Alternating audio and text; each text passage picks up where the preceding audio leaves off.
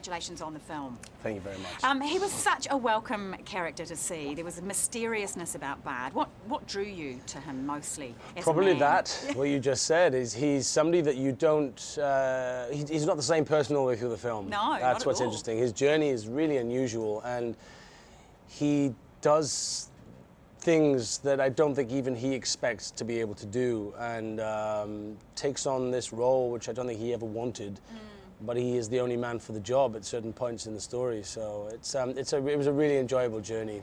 What mission is he on, though? I mean, it's so difficult at times to see where, and even for him, where his allegiances, Well, lie. he certainly doesn't want the dwarves to go to the mountain, because he, as much as it was a long, long time in the past, his ancestors were all killed by this dragon, which he knows now resides in the mountain, even though in his lifetime and lifetimes of his ancestors, they haven't seen this dragon. They just hear of him, you know. It's just this story, this transcended time that, you know, his ancestor, my ancestor, was the man that, you know, dislodged a scale on the breast of the dragon. So he knows that it might all be fair and great, that, you know, you're going to get the gold back and everybody's going to be rich again and Lake Town's going to not be sinking anymore. But you have to remember that Bards remembers what happened, remembers the pain and the carnage and the complete, you know, death and annihilation of a whole race of people. He's a realist. He's also got people to protect as well, doesn't he? That's right, and that's his main objective in his life, is that all he has left. He's lost his wife. You know, there's this one lovely moment in the film, I'm glad they kept it, was when they, you know, mentions about his wife, and he just says, "Aye, she was," you know, and you just think, this poor man, he has nothing. He's in a town where there is nothing, and all he has is his children. And throughout the whole film, the decisions he makes in the film are to save his children, and that's it. That's who he is. That's his core. He, just on a slightly more personal level, an opportunity to, I understand, speak in your native Welsh tongue. Yes. Did you welcome that? Yeah, I did welcome it, very much so. And that was something that came from Peter, Philippa and Fran. They all had heard my Welsh accent on interviews online, and also in the audition tape I'd done months before.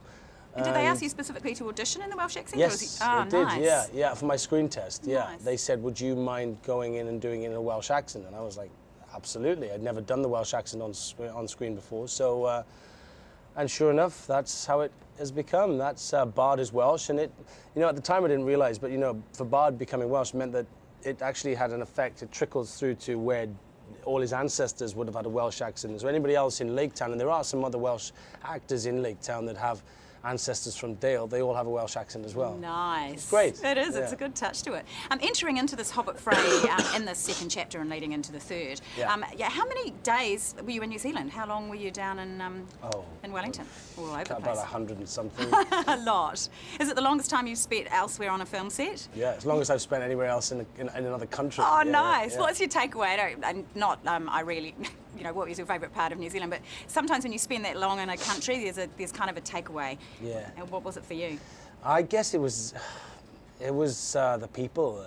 I don't think I mean, I'm quite good at saying no, I'm not good at saying goodbye, but I don't get too emotional because I have to do it quite often, you know. Throughout the year, I probably say goodbye to huge groups of people, probably 2 or 3 times a year because of movies that I'm doing. But this, I have to say, when I left The Hobbit, it was extremely painful because, like, people like the guy that drove me to work every morning and looked after me, and, and my dresser and my makeup artist, they are people I saw every single day, and I spent hours and hours of every day with them, and on weekends we'd still hang out, as well as cast members and all that stuff, you know.